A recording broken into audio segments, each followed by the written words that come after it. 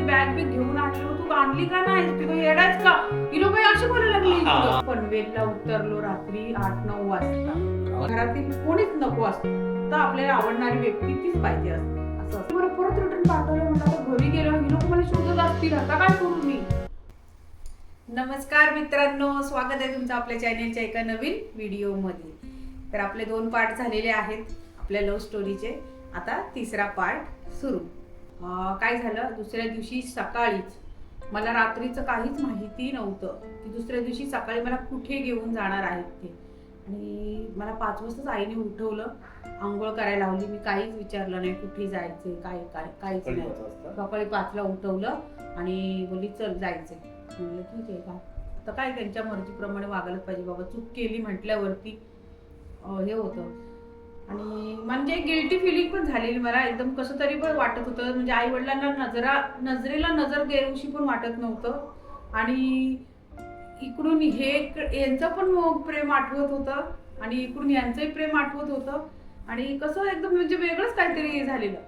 तर काय करायचं, मग उठवलं, सकाळी आंघोळ वगैरे केली, पिशवीत बॅगेत कपडे भरले आणि चला चेंबूरला नेलं. चेंबूरवरून गावची गाडी, मुरुडची गाडी. मुरुड, आता आपण गेलेलो ना मुरुड जंजिऱ्याला, ज्या गावी गेलेलो, जे व्हिडिओ बघितलेले आहेत तुम्ही, तिथं त्या गावी गेलो आदाडला. आणि तिथं पोचलो आम्ही 10-11 वाजेपर्यंत पोचलो. आणि मग त्यानंतर पोचल्याच्या नंतर आत्याच्या इथं गेलो. आत्या आहे ती. आता ते नातं कुठलं आहे ते तुम्हाला सांगते. माझ्या वडिलांची आई आहे ना, म्हणजे माझी आजीची बहीण, तिचं ते गाव आहे. आजीच्या बहिणीचं ते गाव आहे. आणि ती सगळी लोक होती, त्या आत्या होत्या ना, त्या आजीच्या बहिणीची मुली होत्या, त्या तिच्या मुली. तर ते नात्याने आत्या लागते आणि तिची मुलं चुलता लागतो असं. तर त्यांच्याकडे गेलो, मालती आत्याच्या इथे. मालती आत्याच्या इथे गेल्याच्या नंतर मग आईने आम्हाला, तेव्हा कसं शौचालय बांधलेले नव्हते सार्वजनिक. गेलो, चहा पाणी वगैरे नाश्ता पाणी झाल्याच्या नंतर मग शौचालयाला जायची आईने नाटकं केली. आणि मालती आत्याला घेतलं, मला घेतलं आणि आई, 3घी जणी आम्ही तिकडे शेतामध्ये गेल्याच्या नंतर मग तिथं जाता जाता आई सांगायला लागली आत्याला की हिला ना इथंच राहू द्या म्हणून, मालती ताई. आणि तर आत्या बोली राहू दे ना. आता ती लोक एवढी भोळी आहेत ना, साधी भोळी, त्यांना काहीच म्हणजे हे नाही. बोली इथंच राहू द्या तिला. तर तिथला तो तुम्हाला माहिती आहे ना, तो संदीप वाघमारे, तो हिच्या मागं लागलाय आणि तो बोलतोय मी हिला पळवून नेईल म्हणून. आणि म्हणून तिला आम्ही इकडे आणून ठेवलं. तेव्हा मला सगळं समजलं हे काय प्रकार आहे. म्हणतो रात्री तो असंच बोलत होता, ती लोक मला येऊन सांगत होती. आणि म्हणून त्यांनी मी तिला इकडे घेऊन आली. तर हिला इथंच राहू दे 10-15 दिवस, मग मी हिला घेऊन जाईल. तर आत्या बोलली चालेल राहू दे. तिच्याही एवढं लक्षात नाही. आता असं सांगितल्यावर तिला पण वाटलं की माझी काहीच चूक नाहीये, चूक आहे ती यांची. आणि यांनी त्यांना धमकी दिली असं. म्हणजे एवढी अडाणी आणि भोळी लोक होती ती असं. आणि मग गावी गेली, तिकडे राहिलो. तिथे राहिल्याच्या नंतर मग चुलत्याची मुलगी आहे तिथे, एक सुषमा नावाची. सुषमा ती भेटली नाही यावेळेस आपल्याला, ती नव्हती, ती मुंबईला आलेली होती. तर ती होती, ती माझ्याबरोबर आहे. ताई ती माझ्यापेक्षा लहान, सायकल चालवायची ती. तर ती आम्ही 1-2 दिवस रुळली, जरा तिथं राहिली. माझ्याकडे आईने पैसे पण देऊन गेलेली मला खायला, खर्चायला. आणि ते गाव इतकं आतमध्ये होतं ना, तुम्ही बघितलं ना, ते आतमध्ये होतं. बाहेर यायला कमसे कम चालत ना 1 तास तरी लागतो बाहेर यायला त्या गावात. म्हणजे असं काही सामान वगैरे दुकानं असं त्या गावात. तेव्हाच्या काळी गाड्यांचा असं वाहतुकीचा काहीच हे नव्हतं, साधन नव्हतं तिथं. तर मग तिच्याशी आम्ही आपली ती खेळायचो, फिरायचो असंच तिच्याबरोबर. आता काय करायचं, यांच्याशी कॉन्टॅक्ट कसं करू मी तिथून. मग काय केलं, ती सायकल चालवायची, तिच्यावर ती चालवायची, मी मागं बसायची. तर तिच्याशी अशीच संध्याकाळच्या टायमाला तिच्याशी बोलली चल आपण जाऊया. मग म्हटलं अगं मला ना फोन करायचा आहे आपल्या आत्याला. तिला पण, ती जी माझी आत्या होती ना, ती तिला ओळखत होती. तर म्हटलं तिला मला फोन लावायचा आहे. तिला माहिती ती की मला तिचा जास्त लढाव होता म्हणून. तर तिच्याशी मला बोलायचंय. तर मी गावी आले ना, मला तिच्याशी बोलायचंय. चल ना आपण जाऊ, फोन करायचं. चल ना ताई जाऊया. म्हणलं कुठं असतो फोन. ती तिकडे आहे फोन नांदगावला, तिथं जायला लागला आपल्याला. म्हणजे चालेल. सायकलीवर तिने मला मागं बसवलं, तिच्यासोबत गेली नांदगावपर्यंत. फटाफट तिला म्हटलं तू बाहेर असता, मी लगेच एक फोन करू, 1 मिनिटात आले. आणि तेव्हा मी यांच्याशी फोनवरती बोलली आहे ना. फोनवर किती दिवसांनी तेही 8 दिवसांनी. त्याच्या आधी त्याच्या आधी ना यांना पत्र लिहिलेलं तिथून, माहितीये, पत्र लिहिलेलं ते यांना तिथून पत्र लिहिलं. आणि त्यानंतर 2 दिवसांनी परत फोन केला. मग फोन करायचं मला ना हे मिळालं, पत्र लिहिलं ना जेव्हा मी त्यांना, तेव्हा मी स्वतः एकटीच गेली तिथून चालत. तिला सगळं विचारलं, इथं पोस्ट कुठं आहे, असं तसं. खेळता खेळता तिच्या नादी लावून तिला बरोबर सगळं गुंतवून तिला त्याच्यामध्ये ते सगळं विचारून घेतली. त्या लोकांनी कोणाला घरात सांगितलंच नव्हतं की असाचा काय प्रकार झालाय नाही काय. त्यामुळे माझ्याकडून वॉचेस ठेवत नव्हते तिथं. सगळे मस्त मिळून मिसळून राहत होते. दिवसभर ते काका जायचे नारळ तोडायला. त्यांचं नारळ तोडायचं म्हणजे असं ते काम करतात तिकडे. सगळे नारळाची झाडं जास्त आहेत ते करायला. आणि ती काकी ती जायची शेतात काम करायला. आत्या पण जायची. मग आजी राहायची घरात आणि मी.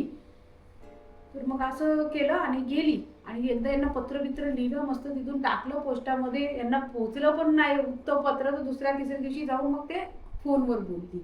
आणि फोनवर बोलल्यानंतर मग तुम्हाला फोन केला तर हे घरात नव्हते.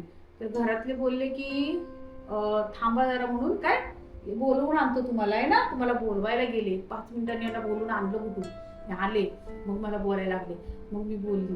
तर बोलल्याच्या नंतर यांना मी बोलली की आई अशा ठिकाणी आहे ना. हा. आणि म्हटलं मी तुम्हाला परत फोन करेल. आणि परत 2 दिवसांनी पुन्हा तेच प्रकार केला. परत तिला तिच्याबरोबर गेली आणि परत त्यांना फोन लावला. एसटीडी कॉल होते तेव्हा, एसटीडी, ISD, PCO ते होते तेव्हा. आणि मग यांच्याशी बोलल्याच्या नंतर यांना 2-3 दिवसांनी पुन्हा फोनवरती बोलली. ते बोलले की मी येतो म्हणून भेटायला. म्हणलं चालेल, अशा ठिकाणी या. मुरुडला यांना मी सांगितलं मुरुडला या, जुना ST स्टँड आहे तिथं नका येऊ, नवीन ST स्टँडला या असं सांगितलं. आणि एवढंच मलाही माहित होतं मुरुड कुठं आहे ते आणि काय कुठं. पण ते सुषमाच्या तोंडून सगळं ऐकून तिच्याकडून सगळी अर्धी माहिती गोळा करून असं केलं. आणि यांना बोलवलं मग, आहे ना. आणि मग हे आले, आहे ना. नमस्कार मित्रांनो, अपेक्षा आहे की सर्वजण मनापूर्वक व्हिडिओ बघत असतील, व्हिडिओ आवडत असतील. आणि जे यांच्यामध्ये आता व्हिडिओ पाहण्यामध्ये दंग असते त्यांना नमस्कार म्हणतो, त्यांना थँक्यू म्हणतो की स्टोरी मनापासून ऐकताय, आपण पाहताय व्हिडिओ. तर हाल अपेष्टा. आणि मी तर म्हटलं आता हिला घेऊन गेल्यानंतर म्हटलं की आता संपला विषय, आता काय करणार. हिला पाठवली कुठं. पण आमच्यामध्ये आम्ही दोघं एकमेकांना विसरणारे नव्हतो आणि दोघं एकमेकांची साथ कधीच सोडणारे नव्हतो. त्यामुळं विषयच नव्हता. पण आता हे ताटातून आणि त्यामुळं विरह आणि टेन्शन. मी अजून थोडं, पण हे मात्र निश्चित लक्षात होतं की मला सोडणार नाही कुठल्याही परिस्थितीत. प्राण गेला तरी एकमेकांना दोघं सोडणार नव्हतो. मग ठरवलं आहे. तिने मला कॉल केला, मी अशा ठिकाणी आहे आणि आधार म्हणून गाव आहे. आणि मुरुड तिथून मोठं बाजारपेठ आहे मुरुड जंजिरा. मुरुड जंजिरा हे टायगर चल ये. मुरुडला तुम्ही या, अशा वेळेमध्ये या, अशा वेळेला मी तिथे असणार. ठीक आहे म्हटलं, चला आता भेट. किती दिवसांनी तो, किती 15 दिवस झाले. 15 नाही दिवस जास्त असते मला वाटतं तुला घेऊन गेल्यानंतर. नाही, मी लगेच खूप झटापटीने खूप खटपट करून ते सगळ्यांना फोन बिन करून. तिकडे मला माहिती, मला तिकडे वॉच ठेवायला जास्त फोन नव्हतं. त्यांना कोणा काय माहिती नव्हतं त्या लोकांना असं आहे. म्हणून. त्यांना साधी मुळी माणसं. हे महत्वाचं म्हणजे ना, ती लोक एवढी प्रेमळ लोक आहेत ना. आता गेलो होतो तर मी प्रत्यक्ष पाहिलं त्यांना, एवढी प्रेमळ. आणि त्यांना पाहुणा गेल्यानंतर त्याचं काय करू आणि काय नको, गरीब परिस्थिती, पण त्यातून चटणी भाकर हे ते काय जे असेल ते पाणी सगळं जागेवरती आणून देणार, बसणार, एकदम गप्पा मारणार, आपुलकी जिव्हाळा. खूप गरीब लोक. मी मग त्यावेळी तर खूप, आता 20-25 वर्षाचा कालावधी. तर मग असं ते मुरुड होतं. त्यांना काय कल्पना दिली नव्हती तिच्या घरच्यांनी का असा विषय आहे. आणि एवढं त्यांना माहित नव्हतं की मी हे पुढे एवढं म्हणजे हुशारीने करत असेल किंवा काय, त्यांच्याशी असे कॉन्टॅक्ट करत असेल आणि पुढे जाऊन असं वागेल पण, किंवा त्यांना एवढं माहिती नव्हतं. त्यांच्या डोक्यात फक्त आणि- एवढंच हे- की हा माणूस बेकार. खराब हरामी आहे, हा काही करू शकतो इथं, एवढंच त्यांना वाटत होतं. की आपली मुलगी पण त्यांच्यापेक्षा किती चाप्टर आहे हे त्यांना माहिती नव्हतं. आणि मग त्यानंतर तुम्ही काय केलं? मग मी सुरुवातीला कोणाला घेऊन आलो होतो? राहुलला.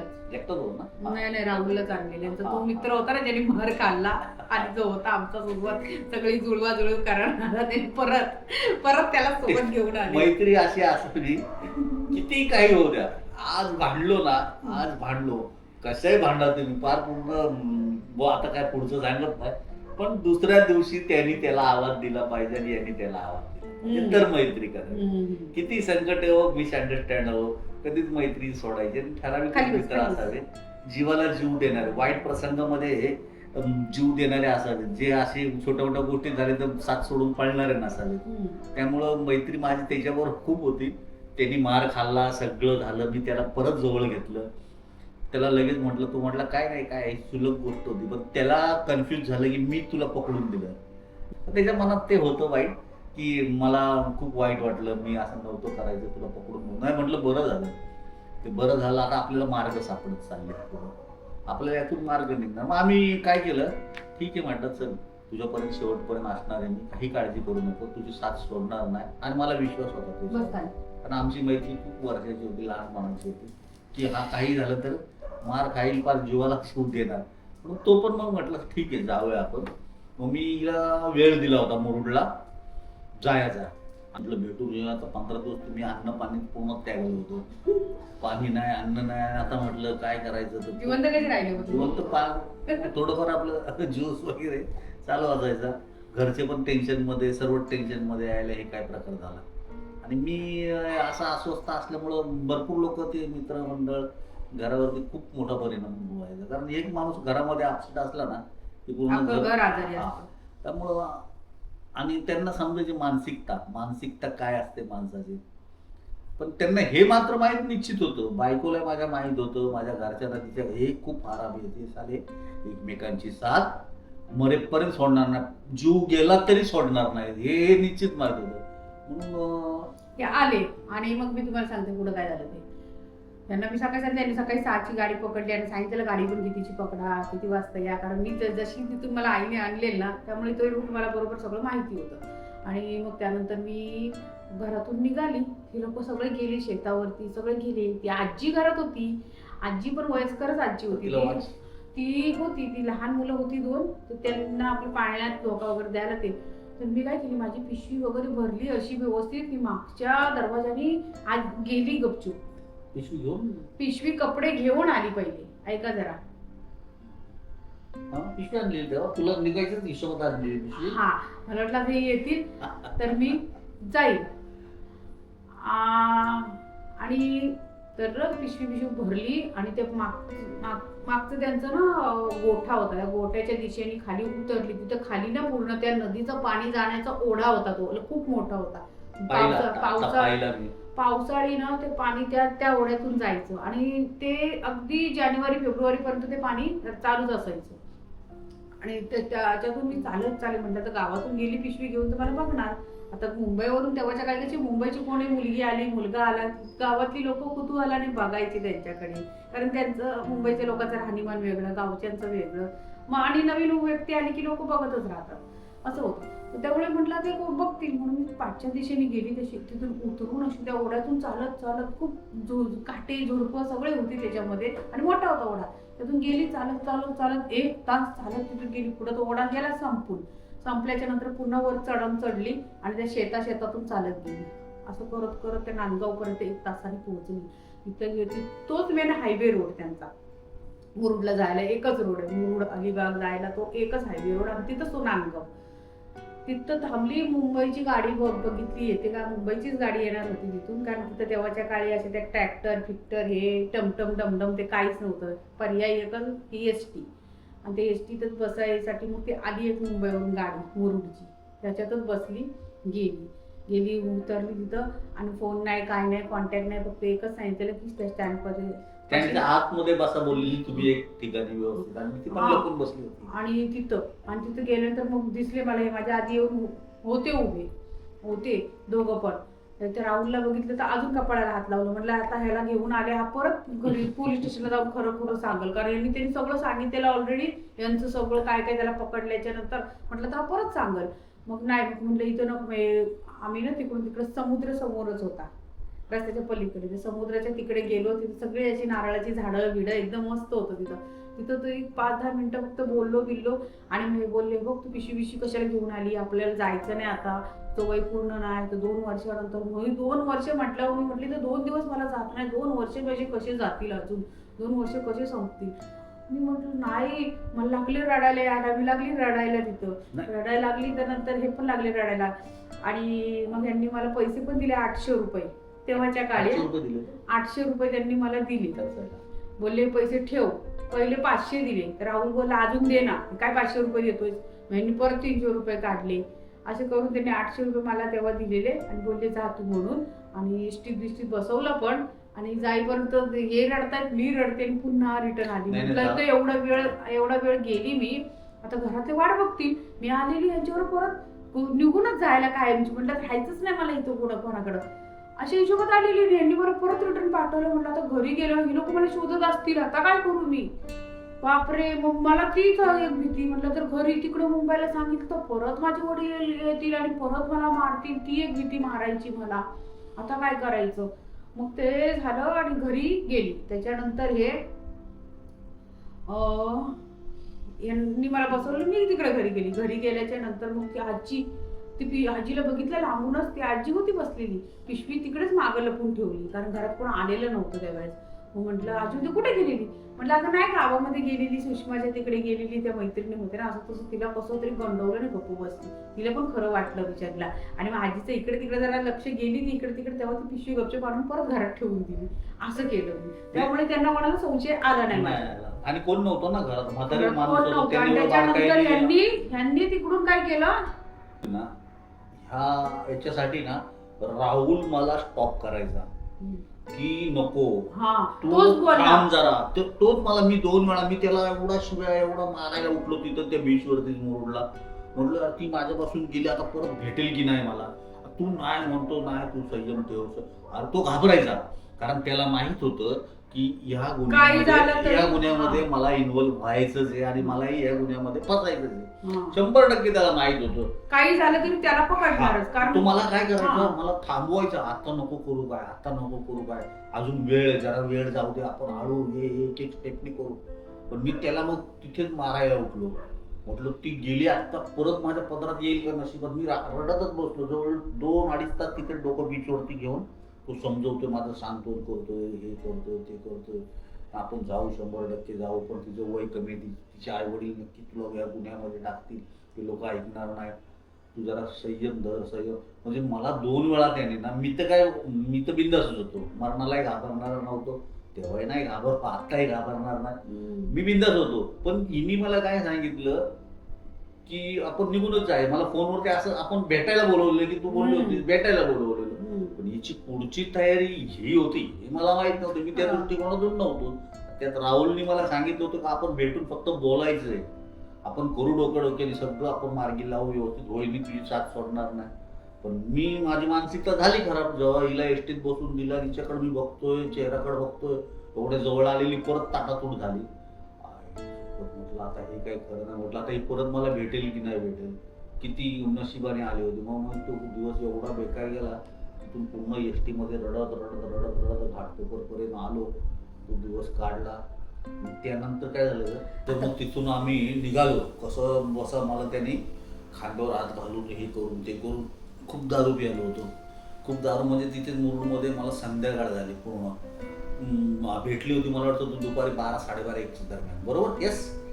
आणि मग तिथे रात्रभर तिथे दोघंच बीचवरती. तो आणायचा दारू, त्याला माहिती मी खूप प्यायचो. आणि हे असं झाल्यावर कसली नशाने कसली काय किती पिलो मलाच माहित नाही. मग त्यांनी ती एसटीमध्ये मला कसा तरी गुलून एसटीमध्ये आणलं. मी रडत एसटीमध्ये.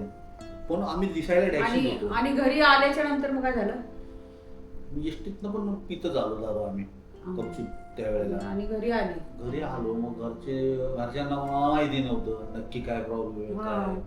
घरी पण रडायला लागलो. मग ते घरचे मला म्हटले तू रडतो कशाला, तू भेटायला गेलेला तिला मुरुडला, मग त्याच्यातून झालं काय विचारतात ना घरच्यांना. जरा समजलं की नाही, जरा थांबू थोडे दिवस अजून, थोडा विचार करू, थोडा पैसा पण लागेल, त्याच्यातून कसं करायचं, कुठे राहणार, काय हे नाही. मग तुमच्या घरचे काय म्हणाले, अरे ती आलेली तर तू काय नाही घेऊन आलास मग, हा आठवतंय का तुम्हाला? हा ते बोलायला लागले, अरे ती पिशवी सगळी बॅग बिग घेऊन आलेली, मग तू आणली का नाही, तू येडायच का, ही लोक अशी बोलायला लागली इकडं. बरोबर. आणि म्हणतो अरे खरंच आणायचं होतं, म्हणतो हा मग काय झालं असतं, ते तुझं नंतर बघितलं असतं. माझ्या डेंजर, माझ्यापेक्षा डेंजर ते तर. एवढी आलेली तू सोडली कशाला आलेली, मग तू एवढा जीवाचं हे करतो, तुझे एवढा जीव जायचा झालेली, आणि तिला परत हे परत घेऊन माझं काळीच उडाल. आणि मग नंतर काय झालं तुला सांगायचं यांना ना खरंच काय काय आठवत नाही, पण मला एकूण एक शब्द आठवत नाही. हा. आणि त्यानंतर तुम्हाला सांगते परत घरी गेली मी तिकडे राहिली 2 दिवसांनी, पुन्हा ह्यांना फोन करायसाठी आलो आम्ही तिकडं. परत आल्याच्या नंतर फोन लावला, फोनची वाटच बघत होते वाटतं माझी. आल्या मग अरे तू ये उद्या निघून ये. म्हणलं काय? तू म्हणतो हा उद्या निघून ये, आपण जाऊया निघून, नाही राहायचं तिथं, ये तू ये. म्हणलं खरंच? तू म्हणतो हा. म्हणलं परत पाठवणार नाही ना मला? म्हणत नाही ये, मी घरच्यांना विचारलंय, घरचे बोललेत आता की जाऊ म्हणून. म्हणलं बरं. मग दुसऱ्या दिवशी पुन्हा तोच प्रकार, परत सगळ्यांना जाऊ दिलं. आणि त्याच्यानंतर आजी काही घरातून हालत नव्हती, आजी दरवाजातच बसून त्याला काय मुरुडला राहून 15 दिवस झालेले सांगते काय तुम्हाला. 2-3 दिवसानंतर पुन्हा मग झालं. आणि आजीला काय हलवलंच नाही, सॉरी आजी काय हलत नव्हती. मग आजीला म्हटलं आजी पेप्सी घेऊन ये ना आपल्याला. तो बोलते हा. मग तिला 10 रुपये दिले मी आणि म्हणलं आपल्या दोघींना 2 पेप्सी घेऊन ये. ती बोलली चालेल. ती आजी बिचारी दुकानात गेली पेप्सी आणायला. तशी मी जी कल्टी मारली म्हणताय मागच्या दरवाजाने, परत पिशवी घेऊन जी स्पीडनी पळतच सुटली. पळून जाणं म्हणतात तर ते खरंच मी अनुभवले बरं का. आणि किती किलोमीटर पळाले?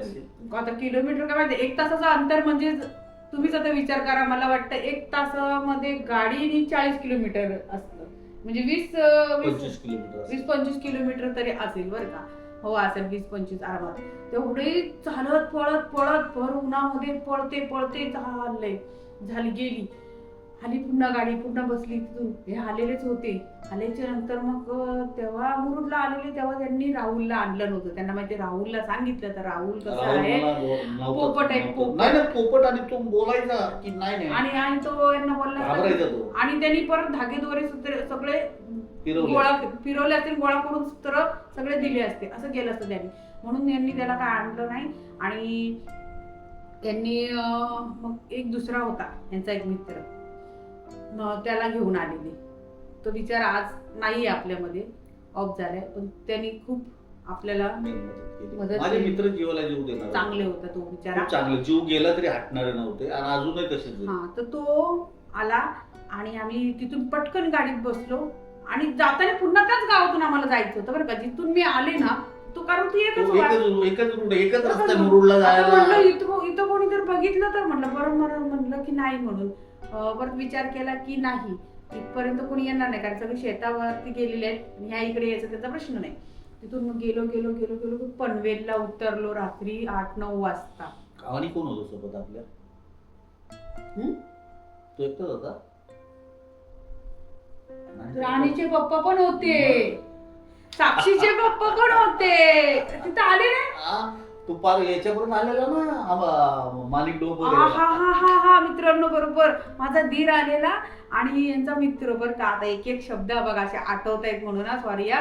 तर यांचा सक्का भाऊ आणि तो मित्र आणि हे 3 जण आलेले होते आणि मी आल्याच्या नंतर मग आम्ही बसलो एसटी मध्ये, पुन्हा रिटर्न पनवेलपर्यंत उतरलो. पनवेलला उतरल्याच्या नंतर यांचा तो मित्र होता ना, त्याला यांनी पाठवून दिलं तिकडूनच. त्याला गाडी भाडं पण दिलं. बोलले तू जा घरी, आता आम्ही इथून पुढे कुठं जायचं ते बघतो. मित्राला पण सांगितलं नव्हतं, मित्राला सांगितलं नाही की कुठं जायचंय. आणि फक्त त्याचा रोल एवढा होता की आम्हाला भेटून त्याने, तो एवढा हायटेड बिल्डर होता ना, त्यांनी मला वाटतं घाटकोपर छरी पण मारली होती इथे बिल्डिंग लॉबी मध्ये. एवढा काफर होता ना, एवढा डेंजर होता ना मित्र. दिसायला पण डेंजर, खूप हायटेड आणि तब्येती 6.5-6.5 फूट होता त्याची. तो होता सोबत माझ्या. आणि माझा भाऊ होता छोटा. आणि मग तिथून आम्ही तुम्हाला सांगतो, आणि थंडीचे दिवस होते, उन्हाळ्याचे नव्हते. दुपारची जी मी गेली ना तेव्हा ऊन होतं थोडाफार, पण सांगते थंडीचे दिवस होते. आणि तिथून पनवेलवरून मला माहित नाही नेमकं कुठं उतरलोय, काय काय कधी माहिती नाही, स्टेशन कधी फिरणं नव्हतं. वीस गाड्या ना, गाड्या तिकडनं येताना आपल्याला. आणि मग त्याच्यानंतर ना पनवेलला उतरल्यानंतर रात्रीची गाडी, थंडी वाजते, कुडकुडतोय आम्ही एकदम कुठली गाडी पकडली मला माहित नाही, मला कुठं घेऊन चालले कुठं नाही काय नाही, फक्त एसटीत बसली, बस याच्या बाजूला बसली, खूप बरं वाटलं. म्हटलं आता काही टेन्शन नाही, मला राहायचंच नव्हतं तिथं काय, कारण पूर्ण किशोरी वय, कुमार वयात म्हणतात ना ते, तसं झालेलं एकदम. त्या वेळात कोणीच घरातील कोणीच नको असतं, फक्त आपल्याला आवडणारी व्यक्ती तीच पाहिजे असते, असं असतं, तसं प्रेम असतं ते. आणि त्यामध्ये मग बसलो, त्यांच्या बरोबर गेली एसटीतून. त्यांचा भाऊ होता त्या पुढच्या सीटवर, आम्ही मागे बसलेलो. गेलो कधी सकाळी 3 का 4 वाजता उतरलो कुठल्या गावात ते देखील मला माहित नव्हतं. तर ते गाव कोणतं जिथं आपण गेलेलो वाघ बघायला, बघा आता माणिक डोह. आणि आपण पहिले जुन्नरला आलो, एसटीने जुन्नरला सोडलं. अच्छा, आणि तिथून रिक्षा पकडली एसटीने ते जुन्नर मध्ये रात्रीचा प्रवास. गावाला 7-8च्या नंतर, त्यावेळेला वाघ नव्हते, पण 7-8च्या नंतर माणसं झोपलेले असतात.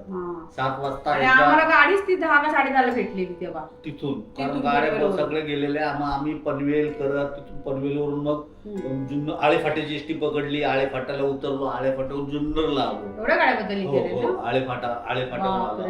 आळेफाट्यावरून जुन्नरला आलो.